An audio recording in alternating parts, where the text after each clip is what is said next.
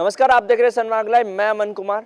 मोहन भागवत के आरक्षण पर बयान पर बिहार में काफ़ी गहमा-गहमी दिख रही है। सभी पॉलिटिकल पार्टी, विपक्ष के पॉलिटिकल पार्टी में काफ़ी गहमा-गहमी दिख रही है। उसी पर आज भाई वीरेंद्र ने पलटवार करते हुए कहा कि जो लोग आरक्षण के खिलाफ हैं उनके खिलाफ हम अलग मोर्चा निकालेंगे और मैं हमेशा से आरक्षण का सपोर्ट करता हूं और आगे भी करता रहूंगा। क्या कुछ कहा भाई वीरेंद्र ने, आइए देखते हैं ये रिपोर्ट। सबसे बड़ी चीज है कि संविधान का जो भी छेड़छाड़ करेगा और संविधान में जो प्रावधान दिया गया है डॉक्टर भीमराव अंबेडकर साहब ने, वंचितों, गरीबों और पिछड़ों और दलितों को जो आरक्षण का प्रावधान किया है, उसके साथ अगर छेड़छाड़ भागवत जी करते हैं, उनकी सरकार करती है, आरएसएस करता है, उसका एजेंडा है।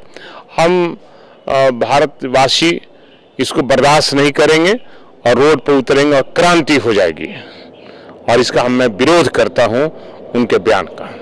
तो आपने देखा कि भाई वीरेंद्र ने सीधे तौर पर यह कहा कि अगर इस देश में आरक्षण खत्म करने की साजिश की जाएगी तो हम उसके खिलाफ रहेंगे और कभी भी आरक्षण खत्म नहीं करने देंगे, और मैं जब तक जिंदा हूं आरक्षण खत्म नहीं होगी। उसी पर जवाब देते हुए जेडीयू नेता श्याम रजक ने भी ये कहा कि आरक्षण इस देश में खत्म नहीं करनी चाहिए, और अगर कोई आरक्षण खत्म करता है तो ये सरासर गलत है, और अगर आरक्षण को खत्म करने की साजिश भी की जाती है तो इस देश में जब तक प्रधानमंत्री नरेंद्र मोदी रहेंगे और बिहार में मुख्यमंत्री नीतीश कुमार रहेंगे आरक्षण खत्म कभी नहीं होगी। क्या कुछ कहा श्याम रजक ने, आइए देखते हैं ये रिपोर्ट। अगर आग मिले जाना चाहेंगे तो खून बहेगा सड़कों पर और देश टूटेगा सड़कों पर। हमें नहीं लगता है, लोगों का नीयत खराब है तो लोग अपना कुछ इस बात को कहते होंगे, लेकिन कोई संवैधानिक संस्था या संवैधानिक जो लोग हैं, चाहे लोकसभा हो, राज्यसभा हो, उन सवालों पर आधार पर कोई भी किसी भी प्रकार का कोई साजिश नहीं कर सकता। 370 अलग सवाल था, वो देश की सवाल था और फिर कुछ लोगों का सवाल था। आरक्षण अलग सवाल है, आरक्षण संविधान से जुड़ा हुआ सवाल है और संविधान में उसको अधिकार दिया हुआ है। 370 संवैधानिक अधिकार नहीं था, वो अलग से एक समझौता था केंद्र राज्य का। ये जो है आरक्षण वो संवैधानिक अधिकार है, और संवैधानिक अधिकार के साथ छेड़छाड़ करने वाले ये बात को मान लें कि देश टूटेगा, दिल टूटने पर देश टूटता है। अगर ऐसा बात करेंगे लोग तो दिल टूटेगा दलितों का, गरीबों का, पिछड़ों का, और देश टूटने से कोई बचा नहीं सकता।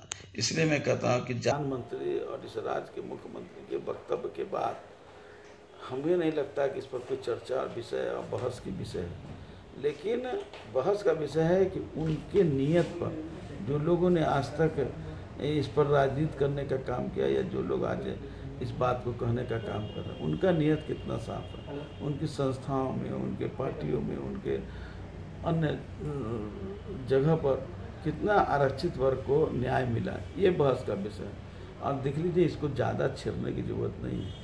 अगर ज़्यादा छेड़िएगा तो लोगों का, गरीबों का, दलितों का, पिछड़ों का दिल टूटेगा, और दिल जब टूटेगा तो देश तोड़ने से कोई नहीं बचा सकता है। देश जो एक मानचित्र नहीं है, दिल लोगों के दिलों का जुड़ाव का देश है, और दिल टूटेगा तो देश टूटना स्वाभाविक है। और दलित वर्ग मजबूरन में क्या करेगा, मजबूरन में जब देखेगा कि हम प्रताड़ित हो रहे हैं, प्रताड़ित के एक सीमा लग जाएगा तो अपने अपने खूनों को सड़कों पर बहा देगा कि चलिए भाई, जब देश में लोग जब इस तरह से बात कर रहे हैं तो खून बहेगा सड़कों पर अपना अपना, इसमें कहीं तो दिल भी टूटेगा। तो आपने देखा और सुना कि दोनों ने यही कहा कि अगर आरक्षण इस देश से खत्म किया जाता है तो कहीं ना कहीं इस पिछड़े और अति पिछड़े लोगों के लिए नुकसान है और ये खत्म नहीं करनी चाहिए। कैमरा पर्सन अजय के साथ मैं अमन कुमार, सनमार्ग लाइव, पटना।